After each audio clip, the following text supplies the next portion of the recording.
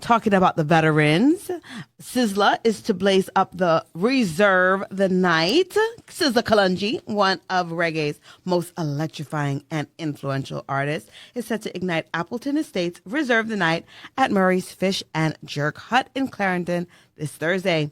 The event, which promises an unforgettable evening of entertainment celebrating the rich heritage of Appleton Estates, Rum's and deep-rooted connection with reggae music, has come alive with this elite gathering. We are excited to bring back Reserve the Night and showcase the essence of Appleton Estate. Mark Tefler, brand manager of Appleton Estate, quotes, "This event is not just about enjoying our premium rum expressions. It's about celebrating the culture, the artistry, and the different mixtures and wide array of food options, which will be on display by Murray himself. Now, you can enjoy while sipping on luxury." That's going to be a nice event coming up. Yeah. Look at that.